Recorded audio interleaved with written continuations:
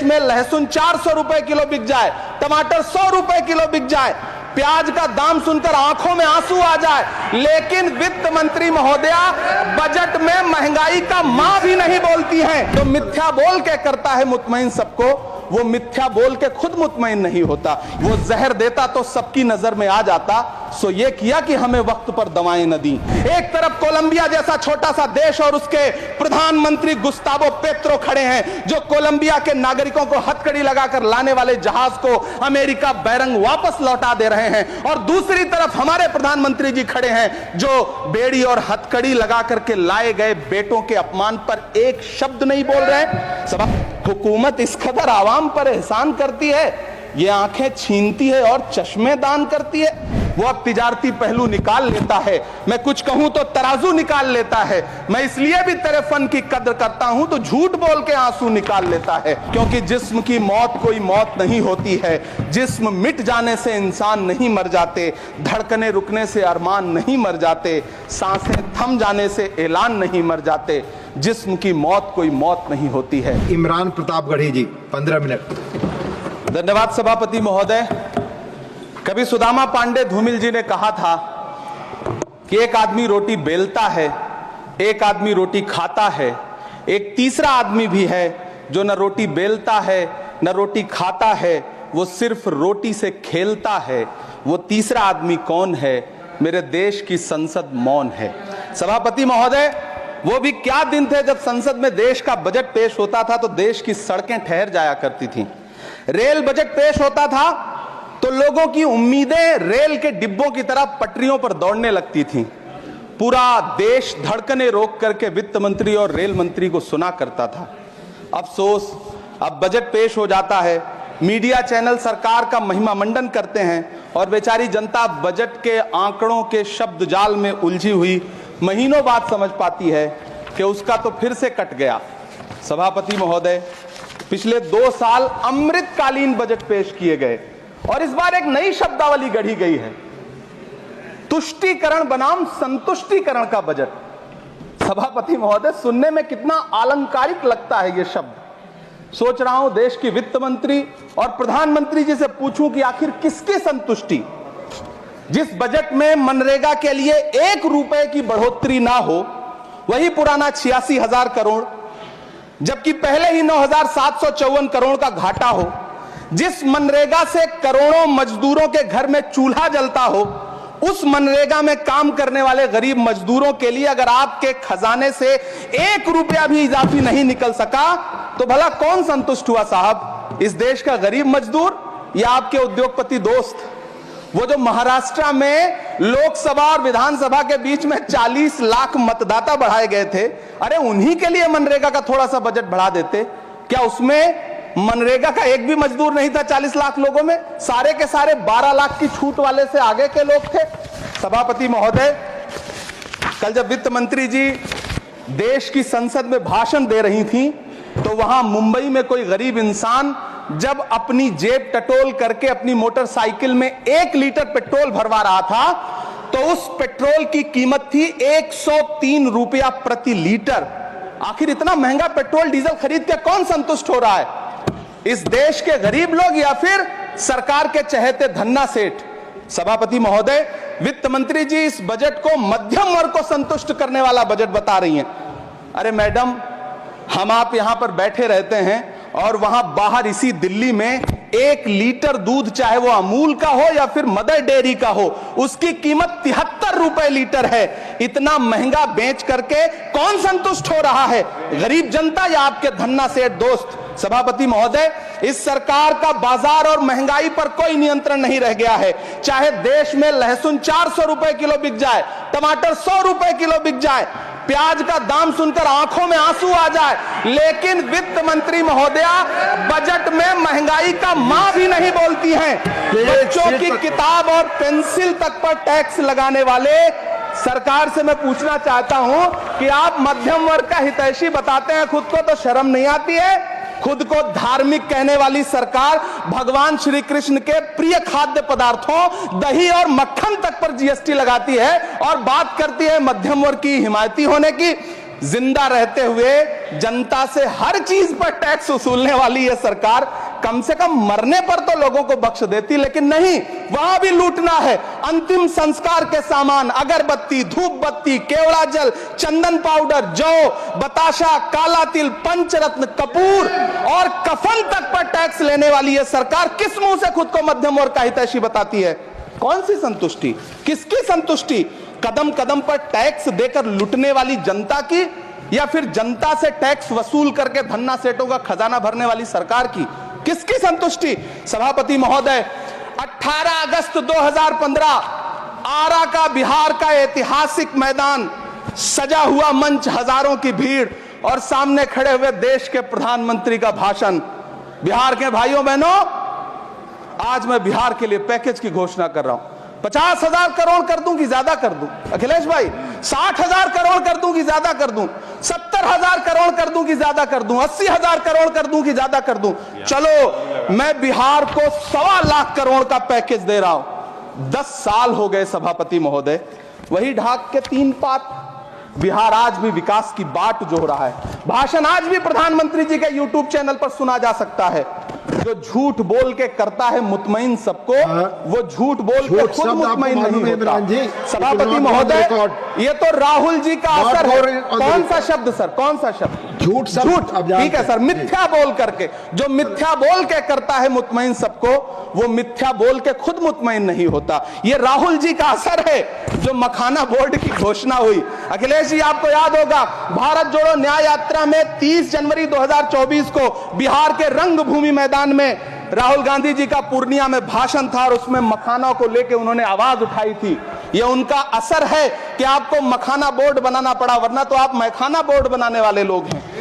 सभापति महोदय, बिहार को झूठे पैकेज और चुनावी दिलासे देना बंद करिए। आज भी जब कोसी में बाढ़ आती है तो पूरा सीमांचल बर्बाद हो जाता है। मैंने उस तबाही को अपनी आंखों से देखा है। 2016-17 की बाढ़ में अपने इन्हीं हाथों से राहत सामग्री बांटी है मैंने। अगर सच में बिहार के लिए कुछ करना चाहते हैं तो बिहार को बाढ़ से बचाने का प्रबंध करिए। पूर्णिया एयरपोर्ट 10 साल से बाट जो रहा है, घोषणा 2014 में हुई, बन के आज तक तैयार नहीं हुआ। अलीगढ़ मुस्लिम विश्वविद्यालय का किशनगंज सेंटर बजट के अभाव में दम तोड़ता जा रहा है। मैंने पिछले बजट सत्र में भी आवाज उठाई थी। आज फिर वित्त मंत्री जी से अनुरोध करना चाहता हूं, दामन फैला करके, कि अलीगढ़ मुस्लिम विश्वविद्यालय का किशनगंज सेंटर बन जाने दीजिए। आखिर कौन सी नफरत है? यह मुल्क हमारा भी है। इस मुल्क की मिट्टी में हमारा भी खून पसीना शामिल है। हमसे इतनी भी क्या नफरत? रिश्तों की ये नाजुक डोरें तोड़ी थोड़ी जाती हैं। अपनी आंखें दुखती हो तो फोड़ी थोड़ी जाती हैं। सभापति महोदय, अल्पसंख्यक मंत्रालय का बजट काटकर मौलाना आजाद नेशनल फेलोशिप बंद कर देना, प्री मैट्रिक स्कॉलरशिप बंद कर देना, नई मंजिल योजना बंद करना, धरोहर योजना बंद करना।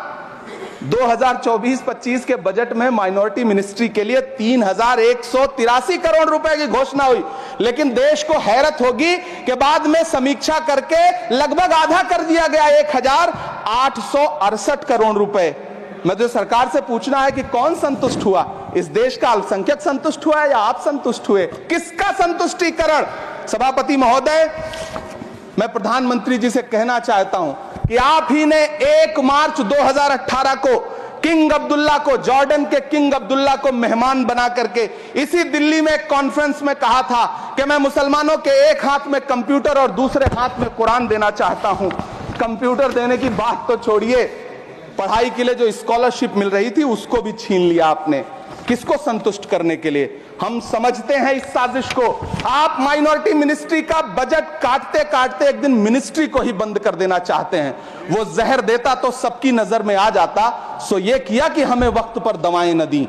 सभापति महोदय, मैं तो वित्त मंत्री जी से पूछना चाहता हूं आपके माध्यम से कि शायद आपको पता ही नहीं है कि गृहस्थी चलाने वाली एक गृहिणी की मुश्किलें क्या क्या होती हैं। आपने कभी सोचा भी नहीं होगा कि जब वो किचन में सब्जी बनाने के लिए कड़ाई में तेल डालती है तो उसके साथ उसके आंसू भी गिरते हैं। सभापति महोदय, शायद उन्हें पता भी ना हो कि एक छोटी सी गाड़ी और एक छोटे से फ्लैट का ईएमआई भरने के बाद इस देश का एक गरीब इंसान जब अपने बच्चों की फीस भरने के बारे में सोचता है तो उसे कितनी खुशियों का गला घोंटना पड़ता है। शायद उनको पता भी नहीं है कि फसल बेच करके बिटिया की शादी का सपना सजाने वाला किसान जब अपनी फसल बर्बाद देखता है तो कितनी रातें सो भी नहीं पाता है। सभापति महोदय, शायद वो कभी इस पीड़ा को समझ ही नहीं पाएंगी कि परिवार के किसी एक सदस्य को कैंसर जैसी बीमारी हो जाए तो घर और जमीनें गिरवी रख उठती हैं लेकिन इलाज नहीं हो पाता। सभापति महोदय, इसी देश की संसद में कभी स्वर्गीय सुषमा स्वराज जी ने कहा था कि जब देश की करेंसी गिरती है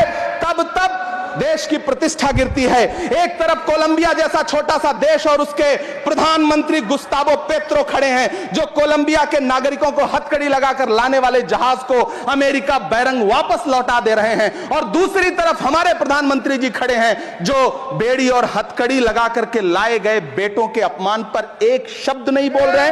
सभापति महोदय, मैं इतिहास के पन्ने पलट रहा हूं, मुझे दो किरदार याद आ रहे हैं। एक तरफ निक्सन के 7वें बेड़े की धमकियों के सामने लोहे की तरह अडिग इंदिरा गांधी खड़ी हैं, तो दूसरी तरफ खुद ही नमस्ते ट्रंप का नारा लगाते हुए प्रधानमंत्री जी खड़े हैं। मेरे कानों में सुषमा स्वराज जी की आवाज गूंज रही है। बहुत कम बोलने वाले डॉक्टर मनमोहन सिंह ने बहुत ज्यादा बोलने वाले प्रधानमंत्री जी को जब देश की बागडोर सौंपी थी तो $1.58 का था, आज 85 से 87 के बीच में झूल रहा है। इन दिनों रुपए की अहमियत गिरती है तो न तो देश की प्रतिष्ठा गिरती है, न प्रधानमंत्री की गरिमा। जिस देश में 80 करोड़ लोगों को 5 किलो राशन के लिए कतारों में लगना पड़ता हो, उस देश में यह सरकार 12 लाख तक के टैक्स न लेने के लिए अपनी पीठ थपथपा रही है।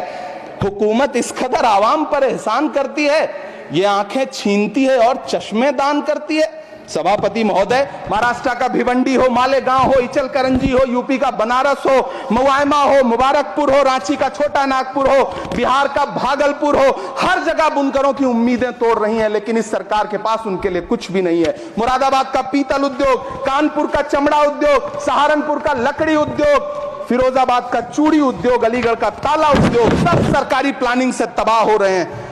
इन तमाम के बीच सरकारी सपोर्ट से बस एक उद्योग फल फूल रहा है, नोएडा का नफरत उद्योग। सभापति महोदय, जिस देश में 40 से 45% मेडिकल फैकल्टी की सीट खाली हो, वहां बजट में 75,000 नए मेडिकल सीट्स का ऐलान हो रहा है। सरकार बहादुर, कम से कम इस देश के पढ़े लिखे युवाओं को तो मूर्ख समझना बंद करिए।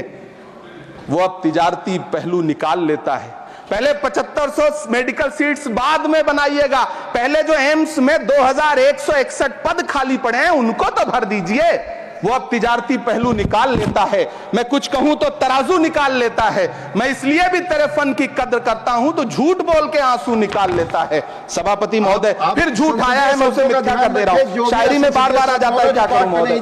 काश ये बजट, सभापति महोदय, वो एक शब्द मैं मिथ्या कर दे रहा हूं सर, वो एक शब्द को हटा दीजिए। ध्यान रखें, ऐसे जो भी शब्द होंगे आपके वहां। सभापति महोदय, काश ये बजट बीपीएससी के पेपर लीक की शिकायत करने वाले नौजवानों पर बरसती हुई पुलिस के लाठियों पे, जख्मों पर मरहम लगा पाता। सभापति महोदय, पिछले 80 दिन से 70 साल का एक बुजुर्ग एमएसपी की लीगल गारंटी मांगता हुआ आमरण अनशन पे बैठा हुआ है। काश ये बजट किसान नेता जगजीत डल्लेवाल की टूटती हुई सांसों की पीड़ा सुन पाता। काश ये बजट प्रतियोगी परीक्षाओं की तैयारी के लिए दिल्ली, कोटा, पटना, अहमदाबाद जैसे शहरों में, इलाहाबाद जैसे शहरों में किताबों के साथ गल रहे युवाओं के सपनों को जिंदगी दे पाता। काश ये बजट वंदे भारत के सुनहरे विजुअल के बजाय देश की गरीब जनता को कुछ और पैसेंजर ट्रेनें दे पाता। काश ये बजट सीनियर सिटीजन को ट्रेन टिकटों में मिलने वाली रियायतें वापस लौटा पाता जिनको सरकार ने कोविड के नाम पे छीन लिया था। काश ये बजट किसानों की राह में कीले नहीं बल्कि कालीन बिछाने वाला बन पाता।